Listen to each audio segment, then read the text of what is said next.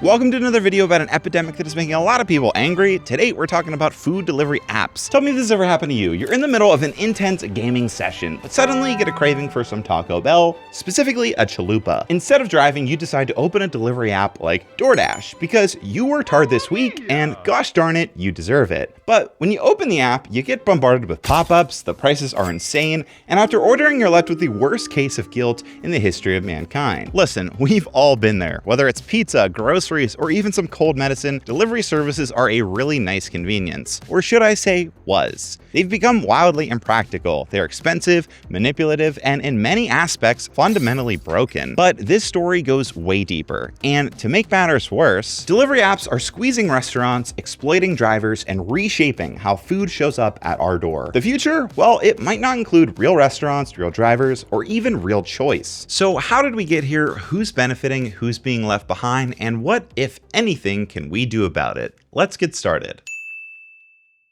Food delivery used to be simple. You called a restaurant, someone picked up the phone, and 30 minutes later, a teenager named Kyle handed you a greasy box of pizza, and you handed him some cash. But in the early 2010s, startups like DoorDash, Uber Eats, and Grubhub arrived with a groundbreaking promise. Get anything delivered from anywhere with just a few taps. No need to spend time calling, no need to ask what specials are available, and most importantly, no need to deal with Kyle. Suddenly, you could get a burrito left at your door at 11 p.m. Small restaurants that never offered delivery unlocked a new revenue stream, and for gig workers, a new kind of job arrived. One you could start on your phone with flexible hours and unlimited pay. For many, food delivery had gone from a niche service to a fully normalized part of everyday life. Instead of just wasting time or even gas money, just order it to your door. We saw this really take shape during the pandemic when delivery became more than a convenience. At times, it became a necessity. And I think most of us can agree, there are some real use cases for food delivery,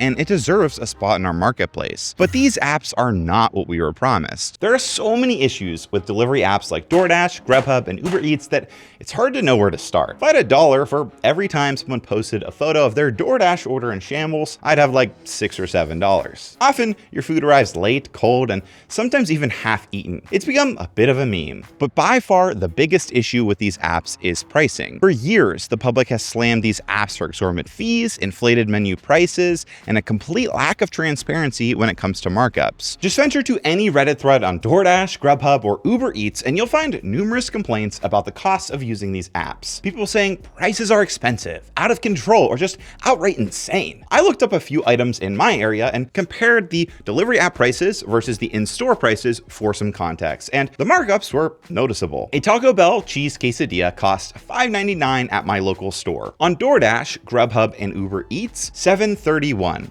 A 22% increase. I checked Burger King next. A Whopper is $5.69 in store. On the apps, it's $7.19, a 26% increase. And of course, I had to check McDonald's. A Big Mac is priced at $5.39 in store. On the apps, it's marked up to $7.19, equating to a massive 33% jump. That's just the base menu price. This doesn't include delivery fees, tips, or even service fees. These apps have become a bit like blowing money in Vegas, except there's no chance of you making money, just guilt and being vilified by your family. For restaurants and gig workers, it's not sunshine and rainbows either. During the pandemic, restaurants had no choice. They either joined delivery apps or risked shutting down entirely. And that new revenue stream they hyped up years ago, yeah, that came with a massive asterisk, because these apps take a percentage from restaurants on every order, which quickly adds up. And gig workers are getting their backs blown out too. They're underpaid, stressed, and in a new hellish gamified labor system.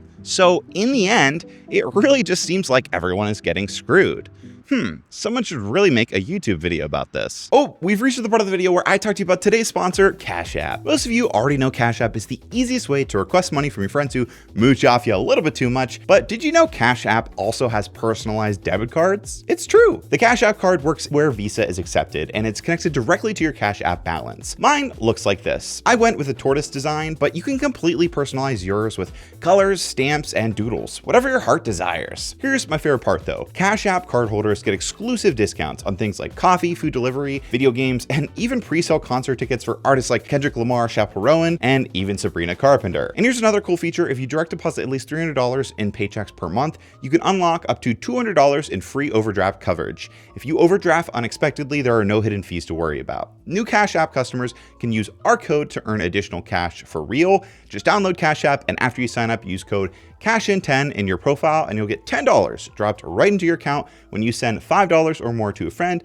within your first 14 days. Terms apply. Thank you so much, Cash App, for sponsoring the video. Okay, now back to it. Okay, so everyone is getting screwed. Why? How? And why now? To answer that, we have to see how we went from a promising food delivery future to a no-win delivery hellscape. For the last decade, venture capital has been the fuel behind pretty much every app on your phone: social media, dating, and of course, food delivery. If you're not familiar, VC is simple in theory. Investors pour billions into a company not because it's already profitable, but because they hope it will be someday. Profit doesn't matter in the short term. Growth does. That's the Silicon Valley playbook. And delivery apps ran the same play: undercut the competition, flood the market with artificially cheap delivery, crush traditional delivery systems like your local pizza shop, and once you're the only game in town, jack up the prices and hope nobody notices. This is a real concept that Harvard Business School has actually named Blitzscaling. Put simply, Blitzscaling means growing faster than your business can realistically handle, intentionally breaking things in the name of speed. You hire fast, expand quickly, and even lose money on purpose, all with the goal of becoming so big so quickly that no one can catch up. The end game?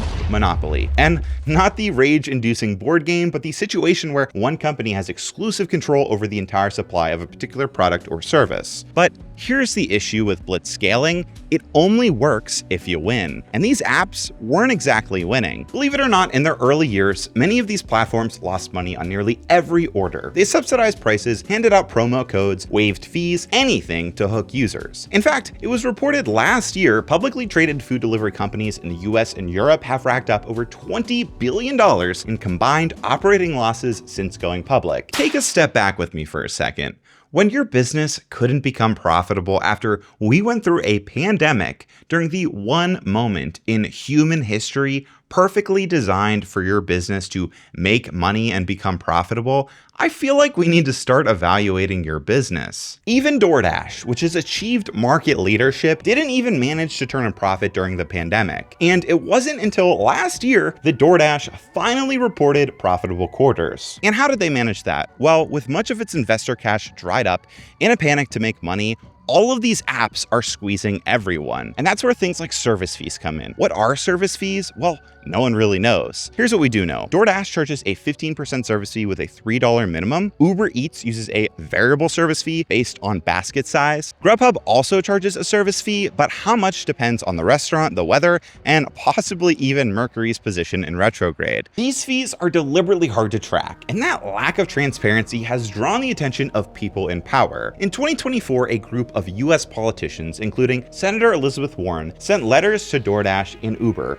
demanding answers about their pricing systems, accusing them of hiding fees, shifting blame, and quote, price gouging, plain and simple. And regulators aren't stopping at letters. In December 2024, the FTC and Illinois Attorney General reached a $25 million settlement with Grubhub over deceptive pricing practices that harmed consumers, drivers, and restaurants. And in February 2025, DoorDash paid nearly $17 million to settle a lawsuit with the New York Attorney General for misleading customers about how tipping worked. If it sounds like these companies never really take accountability, it's because they don't. Every time there's a complaint, they point fingers. When people noticed that prices on delivery apps were insanely high compared to than in store, DoorDash dropped a press release called Setting the Record Straight on Menu Pricing. In it, they claimed they don't require restaurants to raise prices. And in fact, they quote, recommend that menu prices stay close to in-store levels to avoid disappointing customers. And they're technically right, but also completely wrong. They conveniently leave out the fact that restaurants are basically forced to charge more because, and write this down,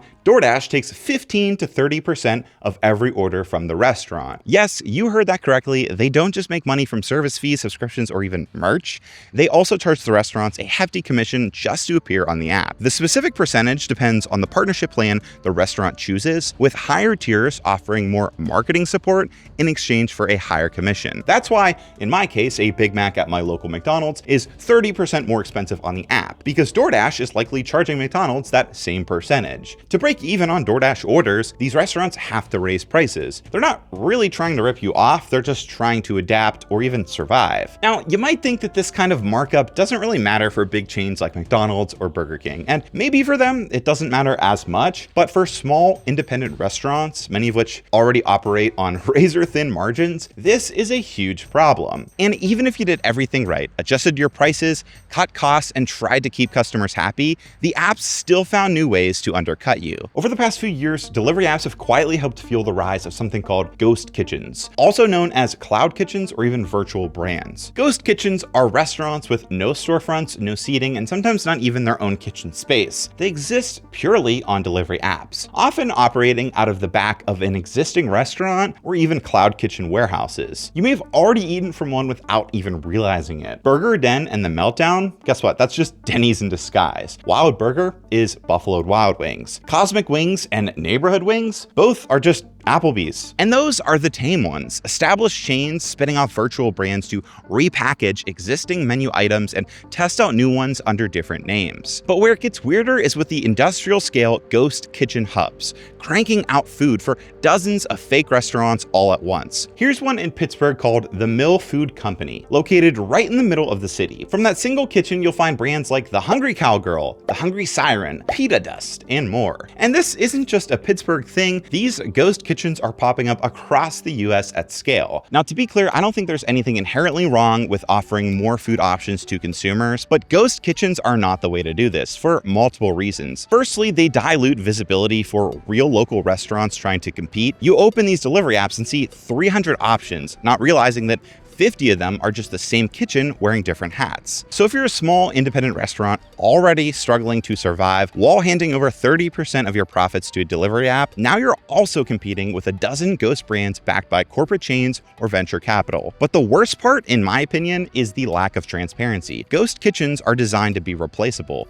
They're built to look appealing on the screen, cheap to produce, and easy to kill off when they stop performing. If one of these brands starts getting bad reviews, it can be quietly retired and replaced with a new one, all while operating at the exact same location. So let's recap. Customers are paying more, restaurants are earning less, ghost kitchens are muddying the waters and crowding the market, but we're still missing one piece of the puzzle: the person actually delivering your food. The driver. And what have apps done with delivery drivers? Well, it's somehow worse. According to Glassdoor, the average hourly pay for DoorDash drivers in the US ranges between $17 to $24, with a median of around $20. On paper, that sounds decent, even comparable to traditional delivery jobs like FedEx or UPS. But there's a catch. Actually, there are several. DoorDash drivers are independent contractors, not employees. That means they're responsible for everything: gas, car repairs, insurance, and taxes. So when you hear that drivers make around $20 an hour, after costs, it's often closer to $14 or $15, sometimes even less. DoorDash gets thousands of people to do delivery work every day without ever having to hire them. There's no payroll, no benefits, no trucks to maintain. If something breaks, that's the driver's problem. If gas prices spike, also their problem. If they get sick or injured on the job, still their problem. And when lawmakers in California tried to close that loophole with a bill that would have required companies like DoorDash, Uber, and Instacart to treat their workers as employees, those companies collectively spent, and get this, over $200 million campaigning against it. They pushed something called Proposition 22, a ballot initiative that carved them out of the law entirely. There were ads everywhere. They framed it as protecting flexibility for drivers, but in reality, it was a massive corporate-funded effort to maintain the status quo, and it worked. The measure passed, giving these companies a legal shield to keep treating workers like disposable tools. And these delivery apps are fully aware they're taking advantage of their drivers. So they designed a solution, a gamified labor system. Drivers are lured in with bonuses to join. Simple things like earn $150 when you join and complete your first 3 orders. And then once they get you into the system, some apps offer things like quests or challenges, little missions that sound like side quests in a video game, but are really just tactics to keep people working longer for less. You'll see stuff like complete 10 deliveries between 5 and 9 p.m. to earn an extra $15. Feels like a bonus, but it's actually about flooding the street with drivers during peak hours, which drives down base pay and ramps up competition. More drivers means more supply, and more supply means lower pay for everyone. They've also added tier systems like DoorDash's Top Dasher program. If you accept enough orders, keep your customer rating high, and don't get flagged too often, you'll get perks like priority access to better orders and delivery zones. But in practice, that just pressures drivers to accept every order, even the bad ones, just to stay in the club. Imagine being offered $3 to drive 10 miles for one item and feel like you have to say yes or risk losing your Top Dasher perks. So when it's all said and done, drivers aren't working with freedom or flexibility. They're working inside a system that pretends to offer both while quietly taking away control. Now, you might be sitting there drafting a comment saying, Zach, despite your great hair and smooth way with words, I don't see why this is a massive issue or how it's any different from what delivery drivers have dealt with in the past. And maybe you're right, we don't know. So to learn more, I sat down with someone who's actually lived this. I have a friend who's delivered for Papa John's, Domino's, DoorDash, and Uber Eats. He's easily one of the most qualified people I know when it comes to the topic, and here's what he had to say. Hello everybody, I'm here with my friend Dion to talk about food delivery, and he is an expert in the food delivery category. So for starters, Dion, can you give us an idea of how long you've been working in the food delivery industry? Yes, so it's been something like 8 years or so, with 6 of that being Domino's, 2 years or so Papa John's, and then like 6 months was full-time DoorDash. So the first place was Papa John's during college, actually. And then from there, I saw the opportunity to go to Domino's, which was a much busier store, and the pay rate was, it kind of equaled out to like double the money or so. It's and for like DoorDash, it's market dependent. And then for like restaurants and pizza delivery and whatever, it's like dependent on how busy your store is. I like to think like, the bigger pie, the bigger piece you get. What was the reason that you decided to leave pizza and then go to try DoorDash? There's like positives and negatives to every job. And then, DoorDash is quite the same, where like you get the freedom, you get to be like your pseudo boss, I call it, where you set your own schedule and you can essentially work whenever you want. I actually took like a week to test it out, and I was like, this is sustainable. I felt the freedom, and it felt good to have like my own schedule under my complete control and just be able to like log off and log on whenever I wanted to. Are you able to share like how much of a difference it is, like financially for you? Yeah, so DoorDash would come, it was pretty easy for me in my market to hit around $20 an hour before the tax. One of the main reasons I did go back is because at Domino's, it's like usually like $22 an hour after tax. Okay. It is better money, but you lose like the freedom of being your own boss. And I kind of like to I was asking myself at the point, like, how much does freedom cost? DoorDash has tiers of a driver. You like either silver, gold, or platinum. And they tell you that platinum unlocks the best deliveries. And to get to platinum now, you have to have a 70% acceptance rate. It felt really kind of like emotionally manipulative that they force you to be at that acceptance rate. So you're kind of like accepting the garbage orders, where like I've seen bad ones where they'll be like just the $2 base pay for like 14 miles. I remember specifically one time crashing out because I wanted to keep that 70% acceptance rate, and like they were just sending me bad order after bad order after bad order. And then again, like positives and negatives, right? I crashed out, right? But the positive, I just decided to go home for the day because it burnt me out. So, oh, really? The positive is that I could just turn the app off and go home. Feels like morally wrong, because it is like income that people can depend on. And like, that's where like the emotion comes in. That's really why I crashed out, because it's like, do I take this so that I can have a better income? Which, income's very important to keep yourself alive. So with jobs, you get all like the standard job benefits of like, you get your coworkers, you get your little family. And on the DoorDash side, it is a bit lonely unless you're like making connections with the stores that you're picking up from. Although DoorDash has the positives of just being your own boss. So again, I like to ask myself is like, what is the cost of freedom? Is there anything that DoorDash or one of these apps could do that would actually make you go back? I guess it would be like guaranteed pay. Something where I could have like at least a minimum that I'm gonna get paid. For DoorDash, you could go out there for 3 hours and make like $5. Well, technically $6. You could go out there and make like $6 or something if you got 3 no-tip orders and it took you 3 hours to get 3 deliveries and no one tipped. Do you think that DoorDash is here to stay and like these apps are here to stay, or do you think their days are numbered? That's an opinionated question. Well, this is No, that's good. That's good. It's just hard to think about. That's like a future thought, you know? I've seen them testing out drones in some places, so I don't know that, but you know, you can't have a drone in a thunderstorm. So. Did you get tipped more on Domino's, DoorDash, or Papa John's? Like, what did your tips look like? What's the difference? Yeah, it's hard to say, really. I feel like people generally tip less on DoorDash. I do know for sure that like Domino's, I've gotten like plenty of 10 and up, and like DoorDash, I can kind of like count on one hand how many times I've been tipped more than like $6. How many pizzas have you eaten approximately since you've been working for Domino's? So there was a good period where probably like a year or so where I would just go in there, and some of my favorite insiders, I'd be like, hey, small pepperoni sausage, and then it was just sit down and devour the whole thing every day. Definitely hundreds maybe thousands of pizzas. Yep. Okay. Haha. Man, wasn't that informative. With these apps actively hurting consumers, restaurants, and gig workers, it makes you wonder, what is the future of delivery really going to look like? Back in April 2020, DoorDash launched its convenience category, offering more than just food. Uber followed in March 2021, and before long, nearly every delivery app had added non-food deliveries to their platform. Booze, pet food, toilet paper, cold medicine, you name it. In yet another attempt to finally become profitable, these apps expanded into groceries and everyday essentials. But by doing that, they woke up a giant, Amazon.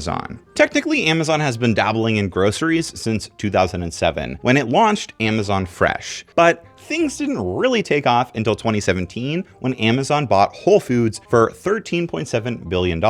Since then, Amazon has been slowly and quietly building out a full grocery delivery empire, with specialized warehouses, temperature-controlled fulfillment centers, and one of the most efficient logistic networks in the world. And in August of this year, Amazon officially started rolling out same-day delivery of fresh food to more than 1,000 US cities and towns, with plans to reach at least 2,300 locations by the end of the year.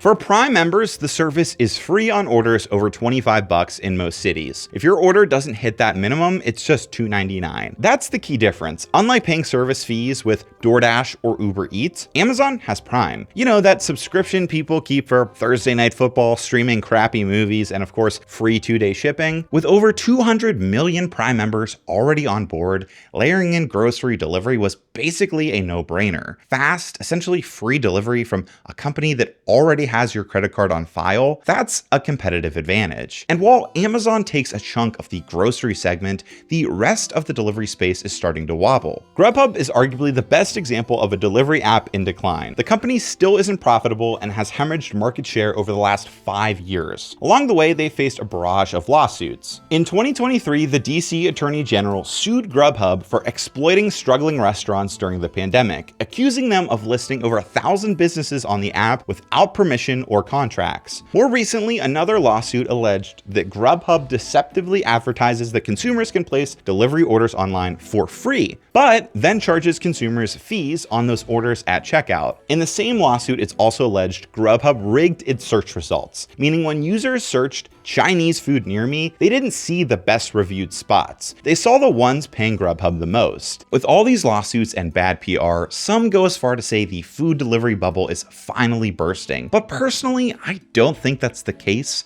While Grubhub might be having major issues and maybe their days are numbered, DoorDash, on the other hand, despite the lawsuits, the markups, and the driver complaints, is winning. And if I had to guess, it's not going anywhere anytime soon. They now control about 67% of the US food delivery market, and like I mentioned earlier, they're finally profitable, which means the exploitative system worked. That's the hard truth here. DoorDash squeezed restaurants, underpaid drivers, tacked on junk fees for customers, and somehow came out on top. They've proven something bleak. You can build a sustainable business on unsustainable practices, as long as you're the last one standing. They're winning, and dare I say won. So what does that mean for the rest of us? Well, here's the thing. If DoorDash continues to dominate food delivery and Amazon keeps expanding its grocery empire, we're headed toward a future where just a few mega platforms control how food gets to your door. And that kind of consolidation rarely works out for workers, small businesses, or consumers in the long run. But the convenience of these apps is real.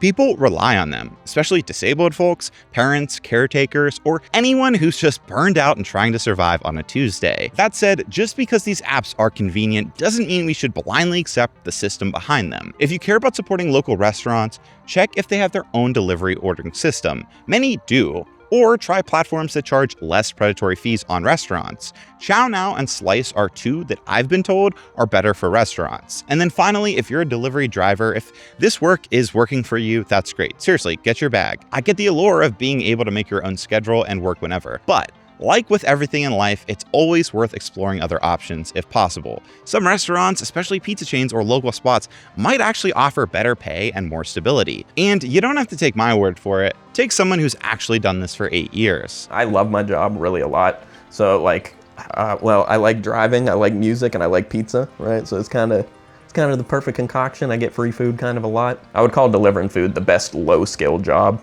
because driving is a skill, but it's not exactly like, doesn't really take you that long to become decently good enough that you can deliver food. I would say it's the best work to income ratio, where I'm generally doing like not that much. I just get to listen to podcasts or just listen to music and enjoy my alone time in the car. Thank you so much for watching. Thank you to CashApp for sponsoring this video, and a huge shout out to all my Patreon supporters. You help make videos like this possible. I really appreciate you. Thanks so much, everybody, and until next time, bye-bye.